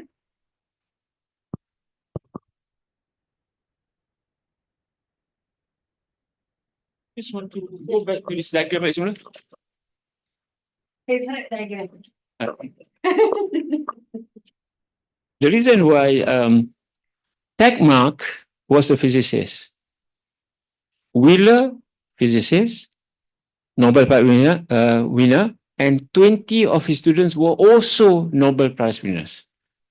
But towards the end of his life, he decided, where have you gone wrong? And he said, there should be a theory more fundamental than the other two. I want to quote him. For which there is no explanation necessary and no postulates. Maknanya dia kata, if I go up to the question mark, there should not be an explanation. It just is. It just is. It says, if you explain from the bottom, then Tegmark kata, I can create your God. So in his book called Life 3.0, he says, towards the end, I can create a God based on this. That's why he put a question mark. He cannot use the word God because the word God has been utilized or debased so much that that's not the God I'm talking about. So if that's not the God he's talking about, it's the God that we are talking about. So why are you so afraid of betul kan ni? Sorry. Actually, let me touch on something of what you said just now. Up there, question mark because you cannot talk about it, ineffable. This is God, wujud. Wujud is ineffable because right up there you have ahad, you have wahda and wahid. Yeah, creation starts at wahid. But up there, even the Jews, because I was reading the census, David Abrams, he said the same thing. The Jews in their Torahs, they cannot pronounce the name of God because once you start pronouncing, you are bringing it into paper. So it becomes ink markings. You're putting things in there. But God is beyond all those. So no words to describe, nothing at all. Just like what we have when we say Qul Huwallahu Ahad, Allahu Samad Lam Yalid, the last part too. Yeah, there is none like unto him. So up there, so how can you describe? But we describe because we need to say something. It's human, human language. But the words that we use are the same words that I use for other things because we only have, the alphabets. Yeah. This diagram, please. I want to go further a little bit on the knowing subject. Tadi the slide on this one. Okay, this part ni, mana pointer tadi? Sorry, sedap duduk. Okay. This one actually, in physics, there is a term called, I'm going to do a parallel to human sciences. What's needed is what I call journeying, arriving. Okay. In physics, dia kata potentiality, actuality. Potentiality, actual. Maknanya, as a physicist, I'm a physicist, at the same time, I follow tasawuf. Okay. So physics, tasawuf, physics, tasawuf. When I live in this world, I live the physical world. When I do what I do to do the ibadat, I go into the tasawuf world. So that means I move from journeying, arriving. So kita ni sekarang ni, as a khalifah, we are supposed to journey, arrive. Macam kalau kita nak pergi Al-Ustaz, berhenti dekat milestone, dah sampai, berhenti. Journey lagi sampai, berjourney sampai. So we will never arrive. But we have to journey arrive. Here, that means you have to move from, bila kata, wa nafathtu min ruhi. First part is the nafs part, and then you move to the ruh. Once you arrive at the ruh, he will tell you, now you can feel me. It's not about now you can describe me. Itu yang panggil ilm huduri. You feel my presence. Okay? So issue is now, the word ilm is that, not ilm as translated into knowledge. The ilm is his ilm. So when we talk about the source, is to go back to that ilm. So my answer to the question mark is actually ilm. Dalam ilm tu, dia akan sebut nama-nama Allah, siapa manusia, siapa Allah, wujud, wahdat wujud, wujud kat mana, ahad, wahdah, wahid. So all those things is at that question mark. Basically now, what you have to do is that ignore the between the question mark to psychology, those are precision to describe. Your duty is to now have psychology move upwards, not downwards. The question mark itself is actually so large that it's so difficult, you have to find a new language. That's the part yang physics kata. That's why my second slide on the 1st October, I kata, I hated translation. You lose the Islamic intellectual tradition. You take the Western tradition and you masukkan into the Arabic words. Hilang lah semua sekali. That you have to read the psychology until you feel the present, until the student can understand and feel the present. Okay, the way, this is moving forward. Issue sekarang ni, which one you want to use? You want to use Ilm al-Nafs or Science of the Soul? You have to decide, because otherwise, if you say you want the Science of the Soul, I'm stuck to psychology. Jadi orang kata Islamic psychology. Not the same. If you tell me Ilm al-Nafs, I start from the question mark. Ilm. If I Betul. Yes. No. It is only Tawheed. If you take science of the soul, then the science is methodology. Then the soul becomes self, becomes mind, become neuro, and so on. use the aim of now, Yes. do we have the method? We have. We have the revelation Memang ada. Memang ada. information is the revelation. If I were to go, okay, the way I do things is I look at the essence first, ilm al-nafs. Then how do I transact the ilm al-nafs? And how do I give effect? So benda tu bukan one generation. You have the best opportunity now because Prof. Bahkan faham. So if you tell him, I want to start using the word ilm al-nafs, he will say, go ahead. But if you say you want to do only science of the soul, then I don't think you will go into this what I call Islamic psychology, which I despise. I don't agree because first the word science itself is no more ilm. You are still. So basically your understanding of science of the soul is bashari. Not nafs. It's only this one. This has no soul. So because this has no soul, consciousness was created.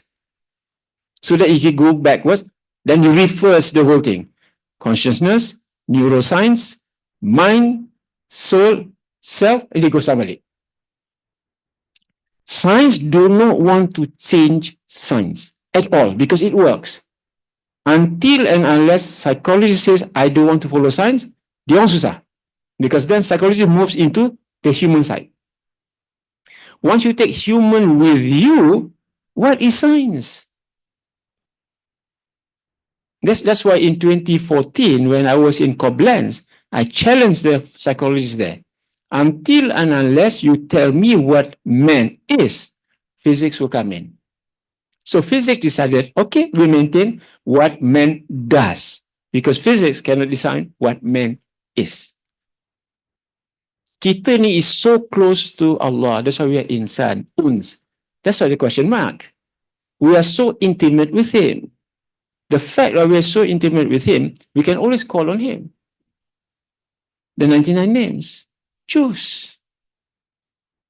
So here, you have the opportunity to go back to ilm al-nafs and go for the purity. Forget about the bahasa Inggeris. This is UIA, bukan UN. Don't miss the opportunity. It's a challenge. Huh? And then because we are being, Yeah. raised here, and you need to, I don't have any objection, I agree, but then, I feel like they can do themselves. Yeah, actually benda ni susah. But if you say you want to do it, he'll help you. Okay. I mean, I was a physicist. I used the was. Because then I moved back to what I should be. It takes some doing, but it can be done.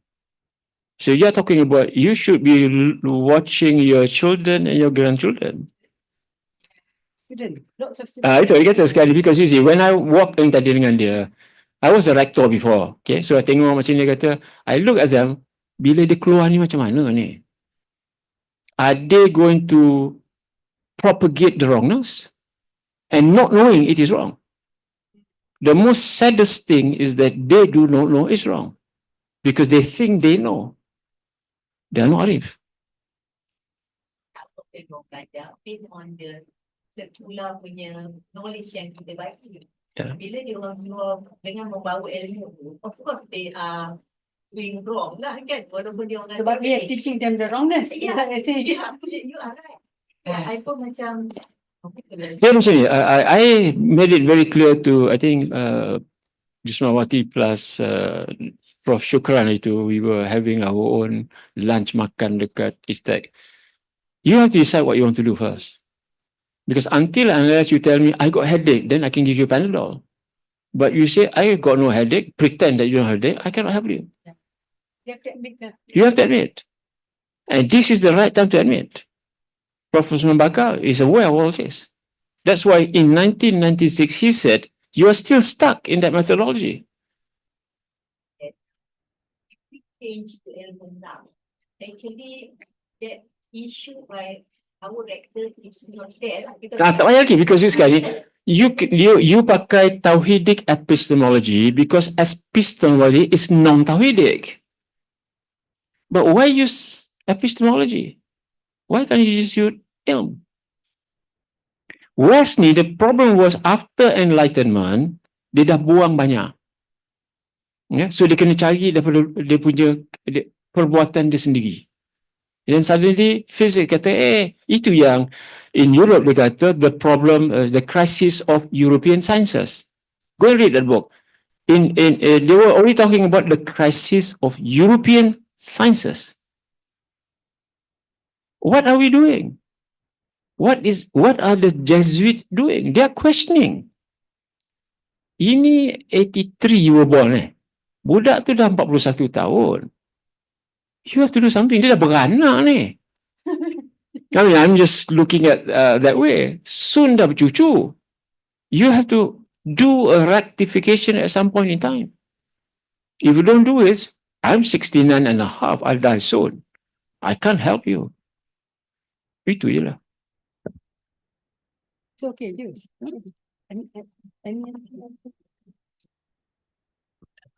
Okay lah, dah lah. Yes. All right. Right. It's not a question lah, it's just a concern from so-called new people in this area. I think from the beginning of we start this journey, Science of Soul, and then now we are lighting by the Al-Munaf. All of us personally agree that we need to move towards Al-Munaf. I think the concern is now how administratively that we can make it happen.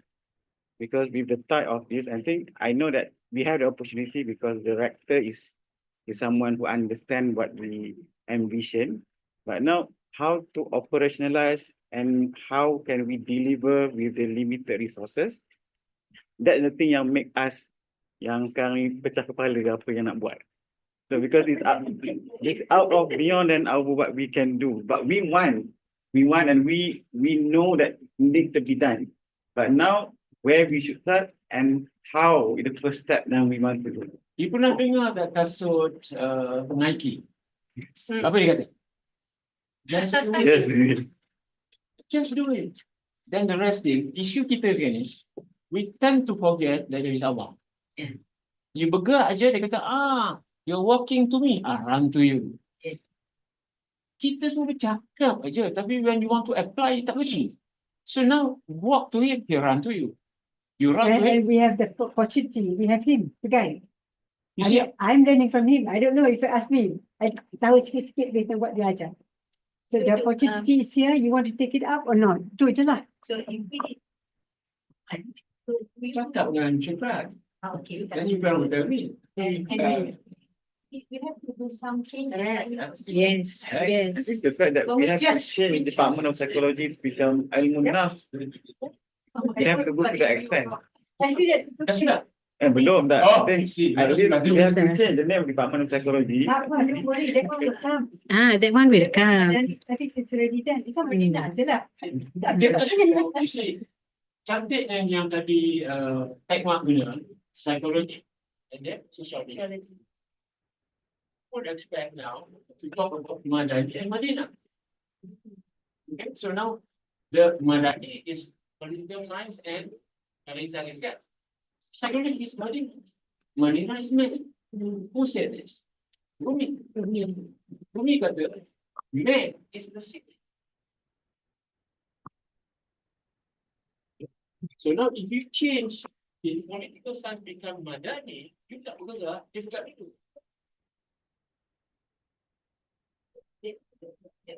The core of UIP is The Madinah. man, the man. Yeah, Because the man is the people who live in the. yeah. Without the man, there's nothing.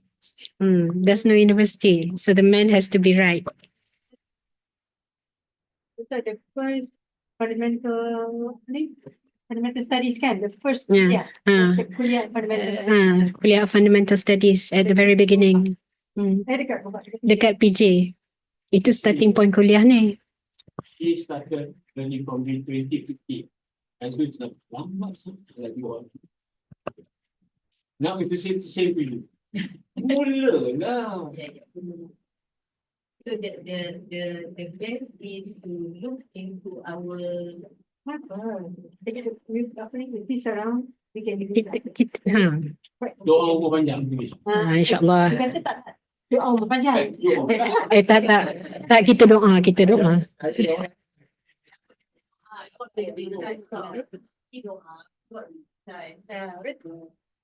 Tapi to cap up lah Prof, Prof Azudin, Prof Noraini, memang kita nak ambil action ni. Kita nak ambil action ni. Tapi dari segi yang formulation, the fact that macam we have to have ini kan, masa awal-awal dulu nak letak title Science of the Soul pun menjadi isu.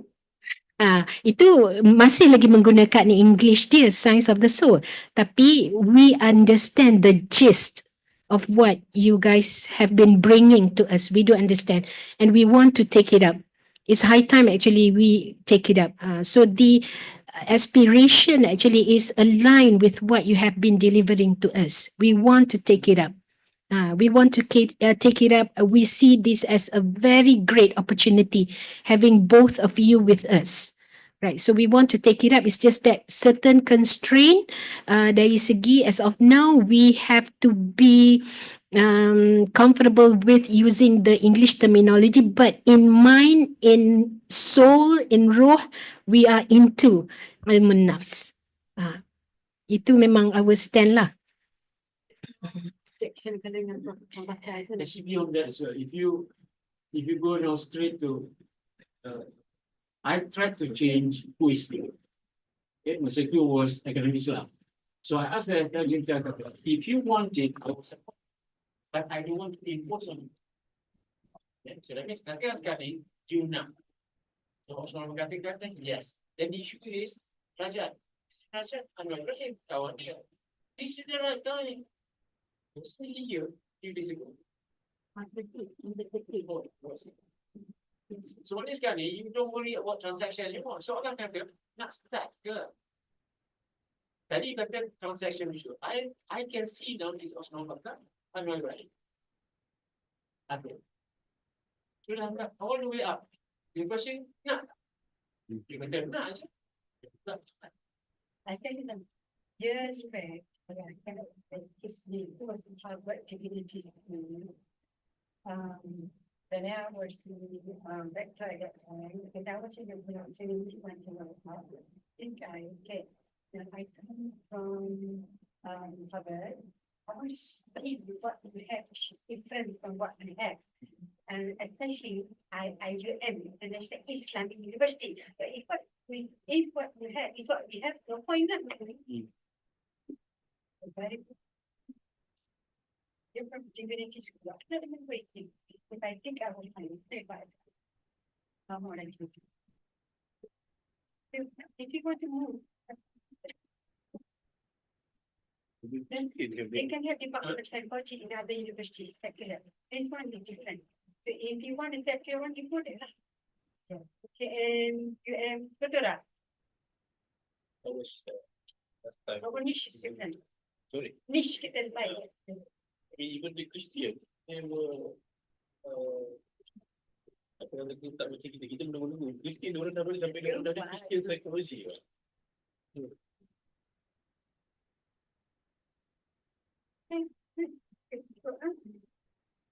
I hold the responsibility. I hold the responsibility. But again, the acceptance of the members is there as well.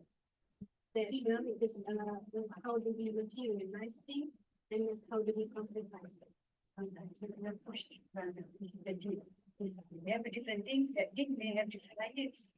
Yeah, so we need to utilize it very much as Christian.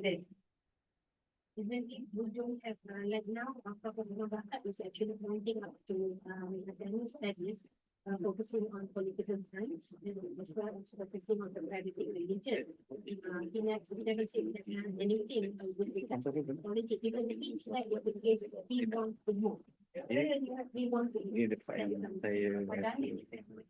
Yes, I didn't understand that, but nothing is actually to say for our department. I don't know. I don't want to drag into that. What I understand is we have to move the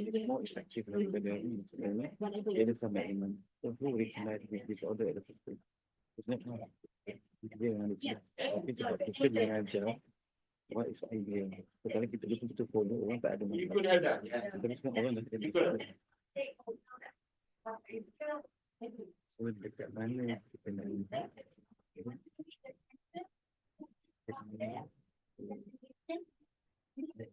Yes. So you was the first. kita bukan alternative. They are the alternative. No, we want to change. One of the things that I asked is how we build program. We got the different from other programs. But then we have to decide that we at we never actually touched the work of it.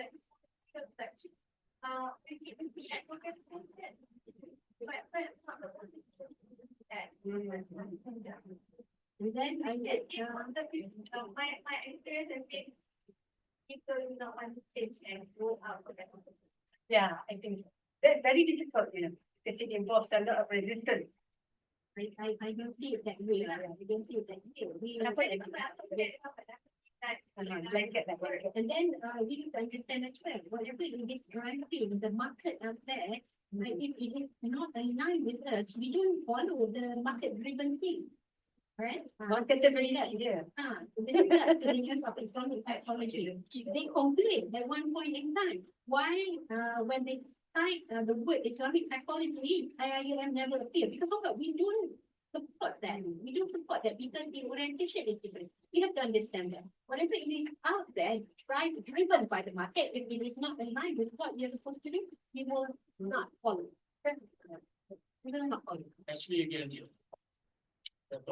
I always say this, if you get out the current corners, go to the corners, but don't look from the same place. Probably it is not that you're talking about homework on the class. I'm talking about the real maps.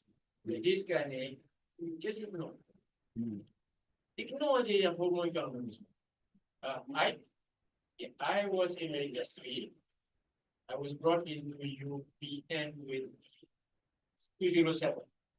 Because what they wanted was, they wanted industry experience. When I went in, I saw, actually they don't want, they want punya je. They want to fit into us. That's when I say tahu dia. And then you just go back to the source. The rest I was like, the moment you get to enough game, the rest will be solved. I am in full belief. Transaction ni, administration ni, kemudian just go to the root sources. Jangan berterlakan on transaction. Yang biasa. I can become the arbiter on this. Boleh? Terima kasih, Prof.